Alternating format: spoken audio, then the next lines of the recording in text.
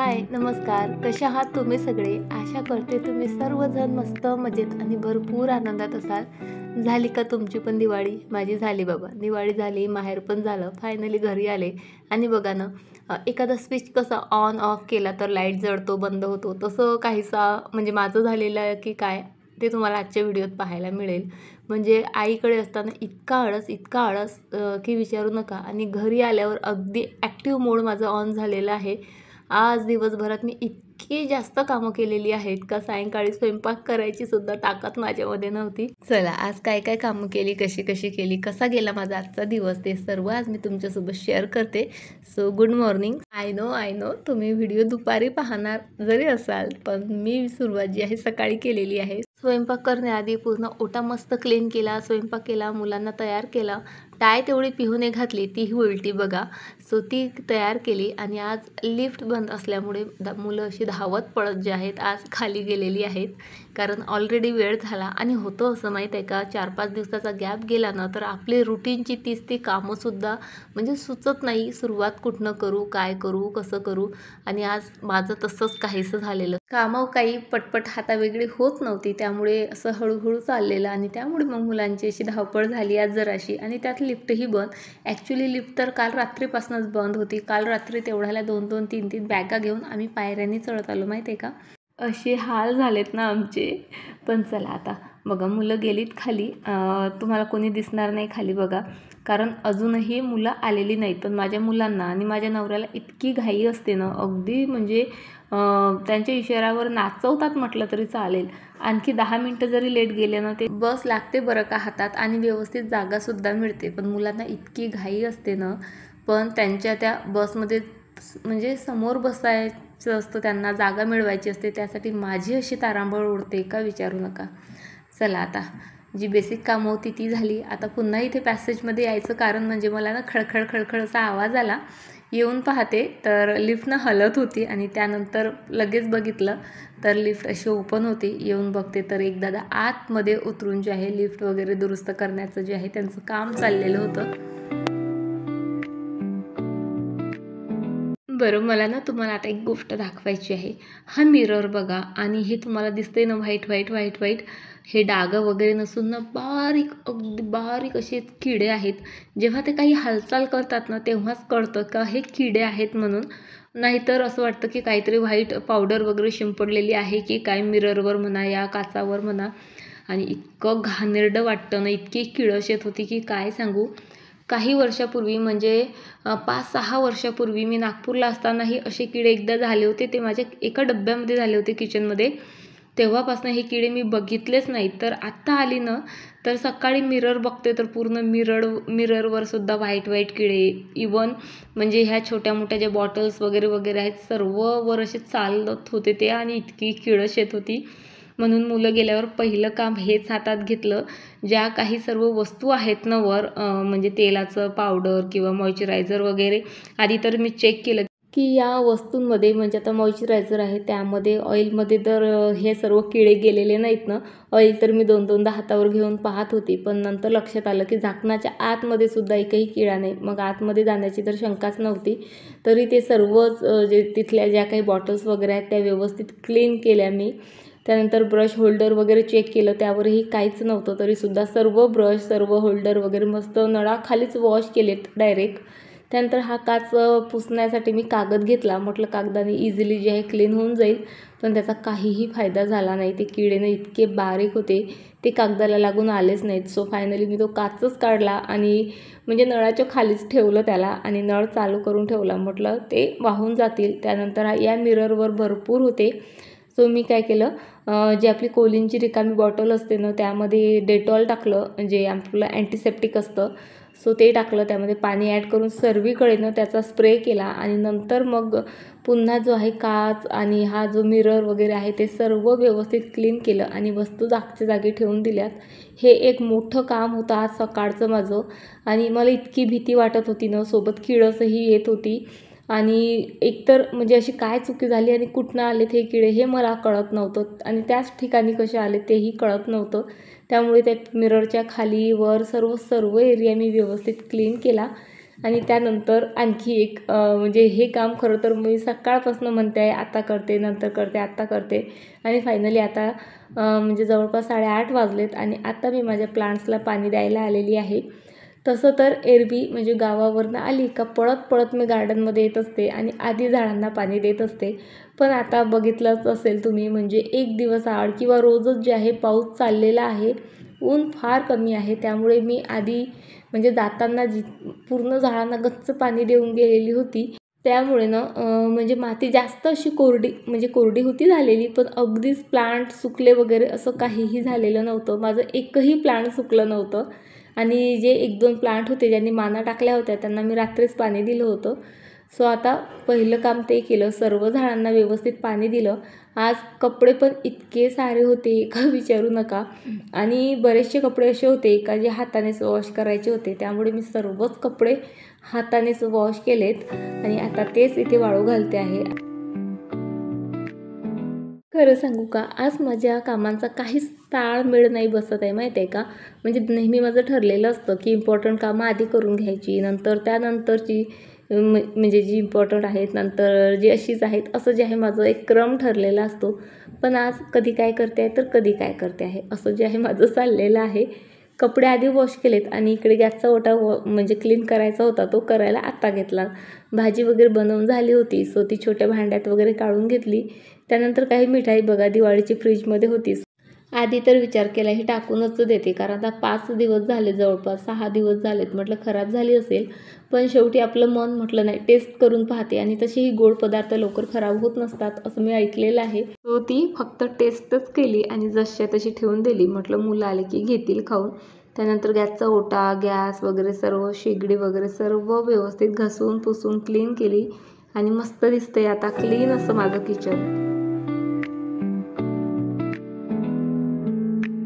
कामं करता करता खरं सांगू का, ब्रेकफास्टला सुद्धा वेळ मिळत नाही. पण मला इतकी भूक लागली होती ना, सो म्हटलं चला काहीतरी खाऊयात. मग लक्षात आलं आईने आपल्याला फराळ दिलेला आहे, ते तर म्हणजे मी काढलेलंही नाही आणखी आणि खाणं तर लांबच. सो म्हटलं आता दोन्ही कामं करूयात. सो आईने ना अनारसे, करंज्या आणि बेसनाचे लाडू वगैरे हे सर्व गोष्टी दिल्या होत्या. म्हणजे तिचं तर चाललेलंच, मुलांना माझ्या हातचा चिवडा आवडला, चिवडाने शंकरपाळीने हे ने ते ने, पण मी ते सर्व घरी बनवलेलं होतं. म्हटलं तुझं घेऊन जाऊ तर माझ्या घरचं कोण खाईल.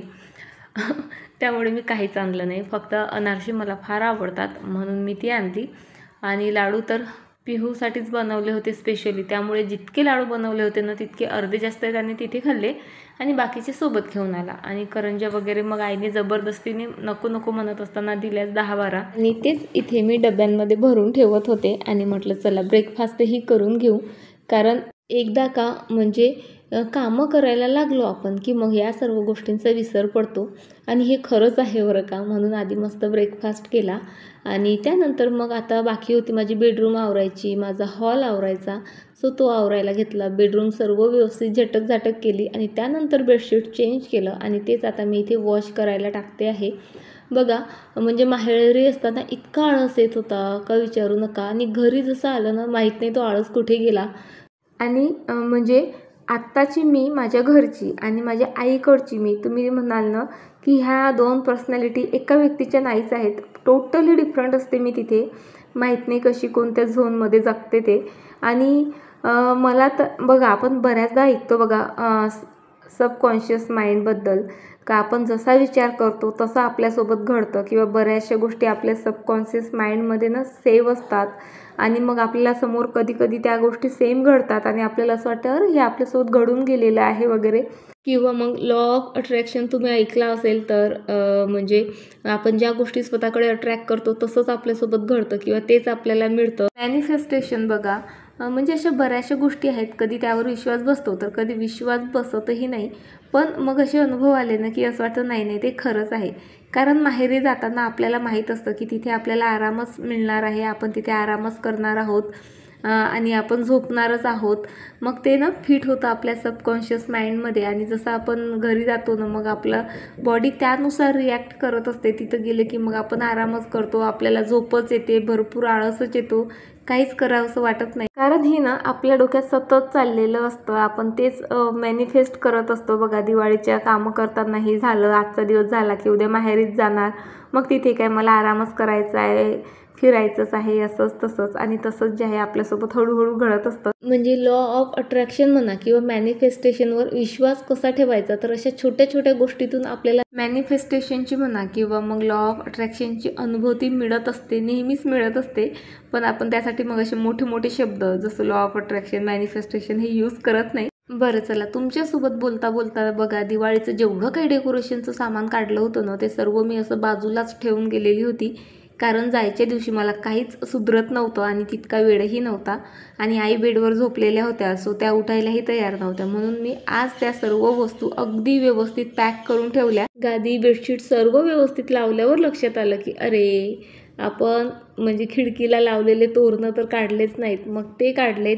देवघराजवळ पण काही तोरणं वगैरे लावून जे हे डेकोरेशन केलं होतं ते काढलेत, पुन्हा पॅक केलेत. आणि अशा प्रकारे बघा विसरभोळे कापना करते आणि पुन्हा पुन्हा तेच ते कामं करते.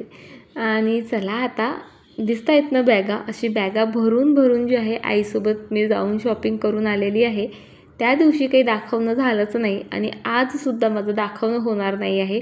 कारण तुम्ही बघताय ना 4च वाजले पण असा काळोख पसरलेला आहे आणि इतकी म्हणजे हुरहुर मनाला लागून आहे माझ्या, का मुलं आणखी घरी आलेले नाहीत. सो माझ्या डोक्यात तेच ते विचार चाललेले आहेत. आणि शिवाय हे ड्रेस मी ना म्हणजे माझा विचार असा होता की मस्त वेअर वगैरे करून तुमच्यासोबत शेअर करते, पण यापैकी बऱ्याच ड्रेसेसला स्लीव्ज नव्हत्या आणि आमच्याकडे सिवलेच चालत नाही. मग काय, ते ड्रेस पुन्हा जशीच्या तशी पॅक करून घेतलेत. भरपूर ड्रेसेस घेतलेत बरं का, आणि साडी वगैरेही घेतली. ते सर्व तुमच्यासोबत शेअर करायची खरं तर तुमच्यापेक्षा मलाच घाई लागून आहे.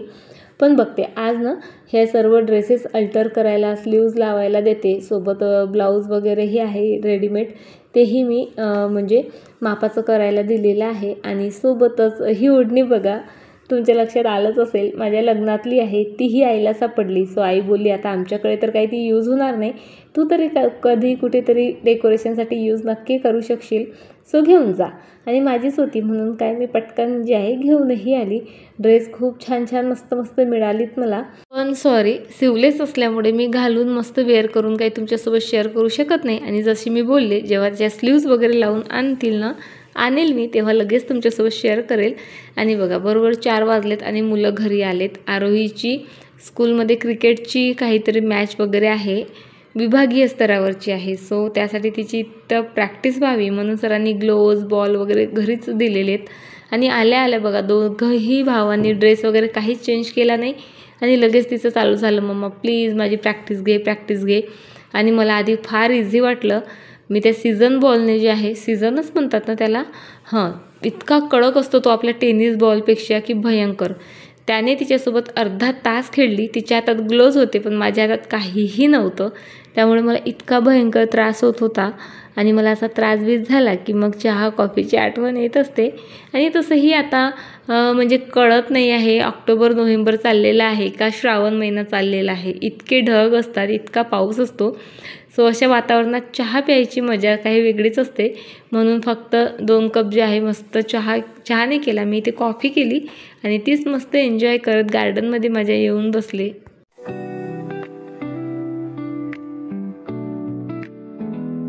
आज दिवसभर म्हणजे ठरवलं नव्हतं पण इतकी कामं झाली म्हणजे माहेरी जितका काही आराम केला ना तो सर्व घरी येऊन एका दिवसातच सूत समेत जे आहे वसूल झाला असं वाटतंय मला.